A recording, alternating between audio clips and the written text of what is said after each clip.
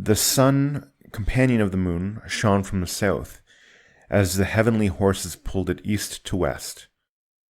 The sun did not yet know where it rested at evening. The stars did not yet know their places in the sky. The moon did not yet know what kind of power it had. Then all the gods went to their thrones, those holy, holy gods, and came to a decision. They named the night and the hours, the morning, the midday, the afternoon and evening, so they could tell time. So for those of you who aren't actually following along here with your own version, which we encourage, this was 2 stanzas here, so we didn't just go on one big long rambling verse here, but they're very much connected in parallel here, and it actually echoes the previous stanza a little bit. The sun shone from the south. That was in the previous stanza as well, and that little bit of directionality, I think that's a detail here. There's a lot of directionality. Scholars have understood the directionality, the importance of the directions, south, east, west, etc. in a lot of other cultures, and I think that's something that I personally am wanting to know a little bit more about. What is the significance of south, east, west, and they outline the world in those terms. But here, to my mind, this is almost a description of what literally they would have seen. The sun would always have been coming from the south, so high up in the northern hemisphere, definitely. essentially, Yeah. right? And what in Crawford, the way it describes what goes on here, the sun did not know, the sun shone from the south as the heavenly horses pulled it east to west. In Larrington, translation by Caroline Larrington, and another good one that we'll reference often, it says, through her right hand round the sky's edge, the sun through her right hand. So these are just little details. The horses pulling from east to west are another bit of the mythology that's actually covered elsewhere. That's not in the literal translation so much, but that's a good detail that Crawford added in there. I think he's doing something similar to what we are adding in little bits and pieces where appropriate. But that directionality coming from the south, going from east to west, that would have been literally what they experienced, what we experience in the northern hemisphere. So that's just something that points to their understanding of cosmology. And then the detail of these 2 stanzas is really really important, of there being no conception of time. That's right. Right? So exactly, yeah. There's no conception of time. There's no... they're coming into history, and it's coming into civilization. They're coming into this mode of being where they can... everything kind of directs from time. Like you get up in the morning. For them, they would get up in the morning. They would tend to their crops, because if we've got cows already in plant life, there is some mention of agriculture.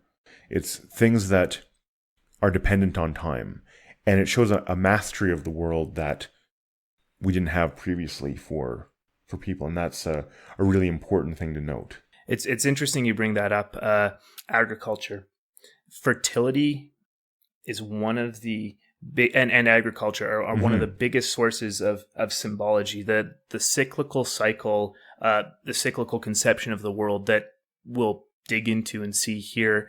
It's theorized that came from fertility cults that were based on time.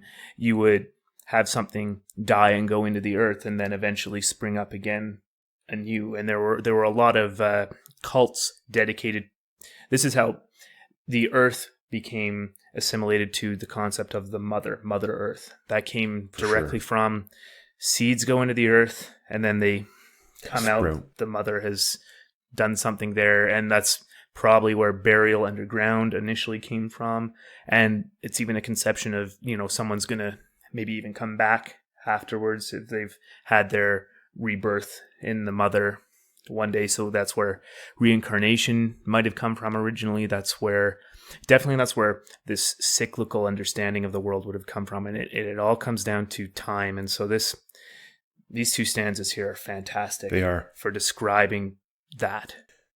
And that's something we should talk about too, is cyclical time versus linear time. Because right now we live in linear time, and that's how we understand the world, and that is not how they would have understood the world back then. Right. And it might be easy to think, oh, well, okay, yeah, so it's cyclical time. You just think about it like that. But no, there are things about that change the most basic ways that you look at life. And you'll see it as we go through this poem in particular, that everything sort of has a time and a place and a beginning and an ending. And but it's never done. It's not like a No. straight line. It's a circle. Exactly. It's going to restart, whether it's generationally or whether it's just events that are going to repeat themselves or something like that. The Hindus really, I should say, in India, who especially earlier on in the Vedas, this is something that would have. Okay, I'll go on a light tangent For here. sure. The Norse Germanics, they're Indo-European peoples. Emphasis on Indo and European. Their language group originally split off into two branches, that one went towards India, one went towards Europe. So they have common origins.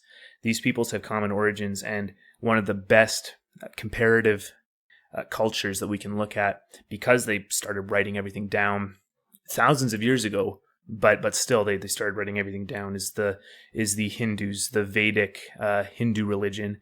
And they have such a detailed description of cycles.